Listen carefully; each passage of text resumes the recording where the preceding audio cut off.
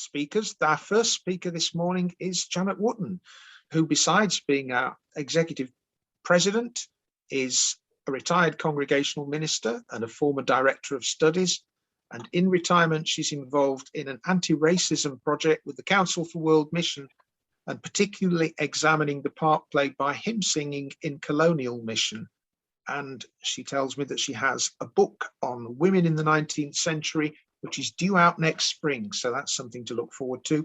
Janet says she's a lover of long words, and she adds, I've always enjoyed the word concatenation, both its sound and its meaning, one of the essential components of experience. Listen out for it in the talk. So today's new word is concatenation. Janet, over to you. Thank you very much. It's Amazing Grace, the journey through time, the journey through time. The hymn Amazing Grace has a widespread and enduring legacy in world hymnody, and I think it's maybe one of the best known hymns in common use, universally popular across worshipping communities and worship styles. It's hard to believe, we were just talking about this in the chat before we began the session, that I, like a generation of ordinary hymn singing people in Britain, didn't grow up with it as part of the background to our church life. Those who, like me, were brought up on denominational hymn books through the middle years of the last century wouldn't have come across it in ordinary Sunday services. If you look at HymnQuest, that plots its hiddenness in this country's mainstream hymnals and its eventual emergence. For me, it came as part of the folk revival, appearing in Faith, Folk and Clarity, Galliard, 1967. From here, we see it make its way not through the denominational supplements of the 1970s that brought so many newly written hymns to our attention, but from the wider world through Sound of Living Waters, American background, but a British publication, With One Voice, Australia, 1979, and then into Hymns and Psalms, a denominational hymn book, UK Methodist Church, 1983. And now, of course, it's so firmly entrenched that we think it must always have been there. And indeed, for much of the world, it has. It's surmised with good reason that it was written to accompany a sermon on 1 Chronicles 17, 16 to 17, on New Year's Eve, 1772-3.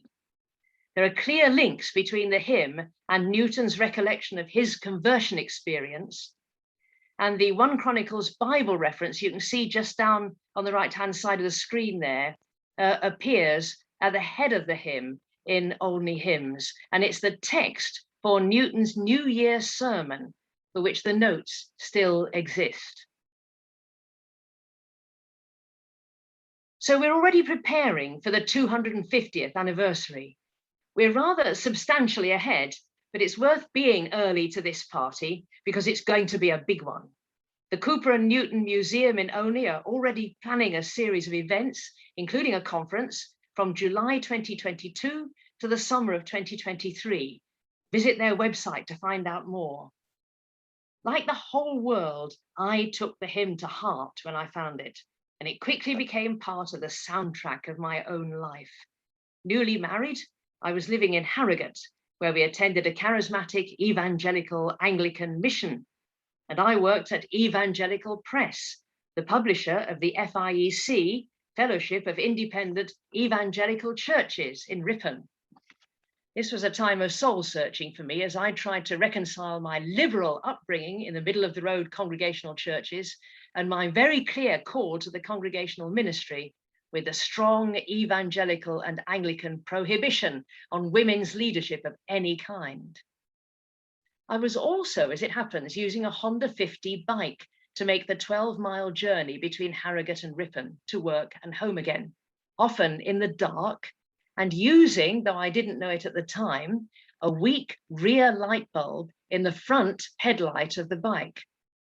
The A61 between Ripon and Ripley was at that time unlit, and I used to emerge into the streetlights of the town with an immense sense of relief, singing, I once was lost, but now am found, was blind, but now I see. And through many dangers, toils and snares, I have already come. 'Tis grace hath brought me safe thus far. and grace will lead me home. I was, of course, entering a long tradition of personal interpretation of this hymn to make a strong link between the day-to-day experience of traveling a dark road and the uncertainties of my own journey of faith. Now, I'm a church member at Bunyan Meeting, still on the site shown on this map of central Bedford of 1610, where John Bunyan and his fellow worshippers bought an apple orchard and barn as they tentatively emerged from a period of persecution in the 1660s to relative freedom. While in prison for his faith, Bunyan worked on what became his most famous publication, The Pilgrim's Progress, meaning, of course, the pilgrim's journey from place to place, across a landscape which was recognizable from the Bedfordshire countryside, but full of meaning. There's a clear line of influence from Bunyan's writing, not only The Pilgrim's Progress, but other works, including the autobiographical Grace Abounding to the Chief of Sinners, leading all the way to John Newton and William Cowper. Michael Davis, in his article, Shaping Grace, the spiritual autobiographies of John Bunyan, John Newton, and William Cowper, in the Cowper and Newton Bulletin, sets out the influence of this powerful allegory on both the only poets. John Newton ran weekly sessions on the Pilgrim's Progress in Olney in the 1770s and wrote a preface to it with theological notes, in which he calls the author a man of real genius, whose pilgrim could be consulted as an unsurpassed map of the Christian profession, exactly drawn in the best and most pleasing and instructive manner.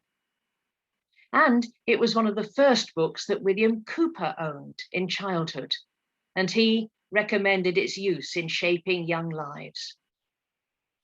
A friendship grew up between Newton and Cowper and the Reverend John Symonds, minister of Bunyan Meeting in their day, as recorded in letters and diaries at both the Cowper and Newton Museum and the John Bunyan Museum and Library in Bedford. Now we're turning away from the screen share, and I'm going to carry you onwards with, I'm afraid, my face on the screen. Olney, and indeed the whole of Eastern England, had taken enthusiastically to the radical reformation of the Puritans and growing independent traditions. Joan McKillop, also writing in the Cowper and Newton Bulletin, attributes this to their proximity to the more liberal Netherlands, where seditious literature was produced by persecuted exiles and smuggled back into England at great risk to life and liberty. The congregation that formed the basis of the Mayflower Pilgrims was based at Scrooby in Nottinghamshire in the East Midlands. Oliver Cromwell was born in Huntingdonshire and studied at Sidney, Sussex, Cambridge, and Bedford was home to John Bunyan, author of The Pilgrim's Progress. Olney was part of the legacy from early on. A legacy is not, of course, an exact repetition, and Davis draws a distinction between Bunyan's Grace Abounding and Newton's Journey of Faith as the basis for the hymn Amazing Grace. Bunyan's book describes a tortuous road, a lifetime of hard-fought discipleship. His poem To Be a Pilgrim, which of course later became a hymn, describes a dangerous journey beset by giants and lions, hobgoblins and foul fiends, but through it all showing the true valor that Percy Dearmer in English hymnal couldn't quite stomach as a claim for later congregations. He so fatally altered the opening lines from the stout "Who would true valor see? Let him come hither," to "He who would valiant be." Bunyan's journey of faith requires constant determination and courage. For Newton, an evangelical Anglican writing much later, though not, as we shall see, for Cowper, the road of faith was not tortuous. There was a clear turning point at conversion. I once was lost, but now am found, was blind, but now I see. And the outcome was certain. I shall possess within the veil a life of joy and peace. Compare this with the third and last verse of Bunyan's poem, which returns from the certainty of he knows he at the end shall life inherit, back to the fray. He'll labor night and day to be a pilgrim. But also compare with Cowper's striking text, "Oh, for a closer walk with God," which was a great favorite of mine as a small child, strangely. This also returns from the certainty of Newton's "I once was lost, but now am found, was blind, but now I see," to doubt and self-recrimination.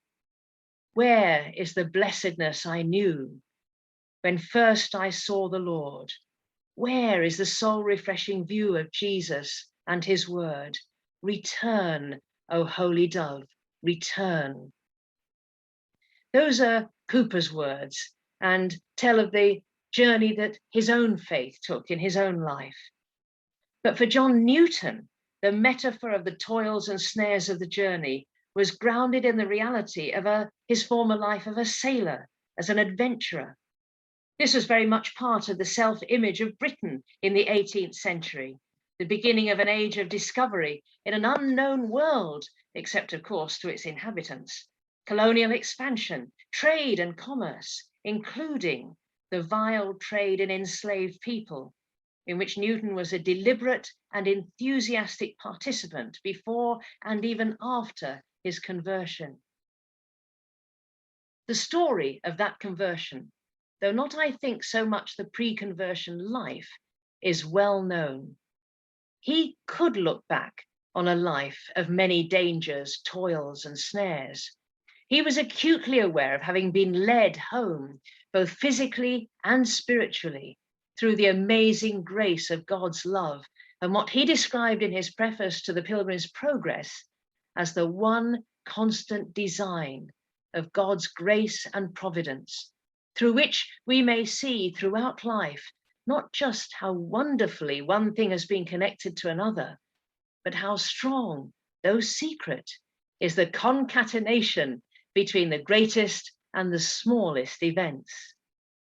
This was Newton's experience as he interpreted his own varied and dramatic life through the lens of his evangelical faith. It gives his New Year hymn an authenticity based on a real sense of God's presence that I believe is the reason why this hymn has rung so true all around the world through the centuries since.